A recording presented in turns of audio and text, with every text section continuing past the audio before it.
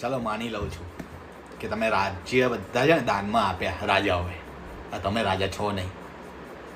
અને સરદાર પટેલ માગવા નતા આવ્યા, બરાબર? તમે હમેથી અપાયેલા. એટલે આ વાતનું ખોટું નહીં લગાડવાનું લાગે તો નામ જો વટથી કહું છું, રજવાડા દાનમાં જ દીધા છે અને અમને નહોતી ખબર કે વાહે આવા પાક છે. અને હજી કહું છું, હો વીઘાના જાગીરદાર છીએ. કોના બાપની ત્રેવડ છે ખાલી પગે મૂકીને દેખ. મારા એક પણ વિડીયોમાં કોઈ દિવસ હિન્દુ સિવાયની બીજી વાત નહીં હોય.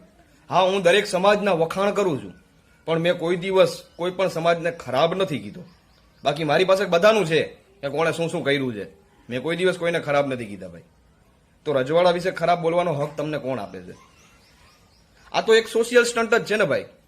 તમે જેમ તેમ બોલશો, પછી એમાં ફેમસ થઈ જશો અને પછી તમારી પાસે કોઈક માફી મગાવશે, તમે માફી માગી લેવો. તો ભાઈ આવી આપણે મજા આવતી નથી. આ તો હવે એક ટ્રેન્ડ બની ગયો છે ટિકટોકનો, વિવાદ કરીને ફેમસ થવાનું. અને ટિકટોક મને 5 આપતું નથી. જે એ લોકો બોલે છે એ હું સાંભળી શકતો નથી, અને જે હું બોલીશ એ તમે કોઈ પણ નહીં સાંભળી શકો. એટલે આપણે આ ટિકટોકના છેલ્લા જય માતાજી છે ભાઈ. આપણે મજા આવતી નથી. અને જો એવું ન કરવું હોય, મારા વિડીયો ચાલુ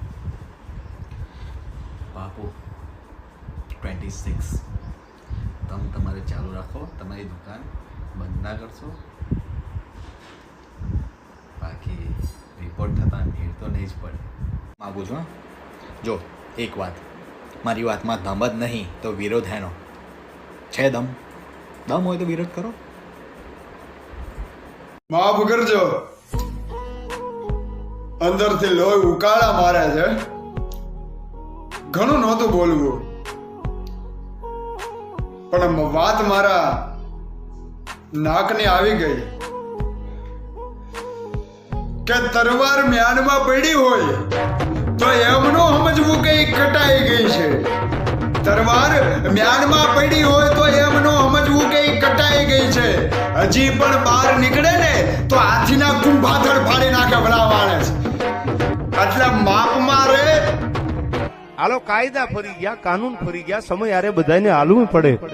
અને રજવાડા કદાચ આપી દીધા હશે, મોજ આવી તો એ દાંત કાઢીને દીધા છે. હો, ભીખ માંગવા આવ્યા થઈ રજવાડા દીધા છે. આ જાહેરમાં કહું છું. હું બોલ્યો, ભૂલ થઈ મારી. પણ આ જે ડાયરામાં તમારા દેવાયત ભાઈ બોલે છે, સરદાર પટેલના બાપ સુધી પહોંચી જાય છે, તેની માફી કોણ માગશે? હે, ચાલો માની લઉં છું કે તમે રાજ્ય બધા છે ને દાનમાં આપ્યા રાજાઓએ. આ તમે રાજા છો નહીં. અને સરદાર પટેલ માગવા નતા આવ્યા, બરાબર? તમે હમેથી અપાયેલા. એટલે આ વાતનું ખોટું નહીં લગાડવાનું લાગે તો હાલો, કાયદા ફરી ગયા, કાનૂન ફરી ગયા, સમય આરે બધાને હાલવું પડે. અને રજવાડા કદાચ આપી દીધા હશે, મોજ આવી તો એ દાંત કાઢીને દીધા છે. હો, ભીખ માંગવા આવ્યા થઈ રજવાડા દીધા છે. આ જાહેરમાં મેં ભૂલ કરી, એની મેં માફી માંગી. પણ સરદાર પટેલનો ખરાબ બોલનારનો જેનો વિરોધ હતો એને માફી કોણ મંગાવશે? મારી પાસે કોઈ સેના નહીં.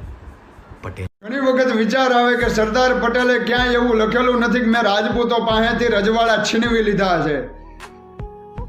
અને કૃષ્ણકુમારસિંહજી ગોહિલે ક્યાંય એવું નથી લખ્યું કે સરદાર પટેલ ભીખ માંગવા આવ્યા હતા અને મેં રજવાડા ભીખમાં આપી દીધા.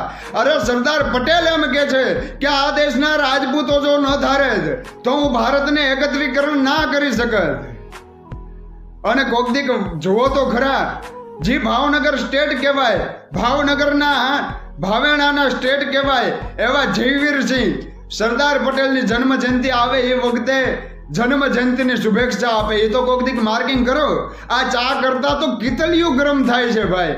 જેને ઇતિહાસના પાને કોઈ દી નજર નથી નાખી એ લોકો હવે આવી બાબતો ઉખેડે છે. એક થઈને રહ્યો ને ભાઈ, હારો કપા વાવ્યો હોય, હારો કપા, અને એ વખતે બાજુમાં કપા જેવડો જ ખડ ઉભો થયો હોય, પણ કપાની જ કિંમત જો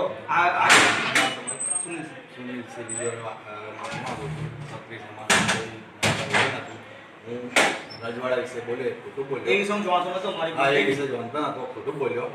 મારે પર્ટિક્યુલર માણસનું નામ લઈને વિરોધ કરવાનો હતો, પણ કોઈ વિરોધ કર્યો ના. તે પર્ટિક્યુલર માણસ સમાજ કોઈ એ સમાજ નહીં, સત્ય સમાજની માફી માંગુ. સત્ય સમાજની માફી માંગુ.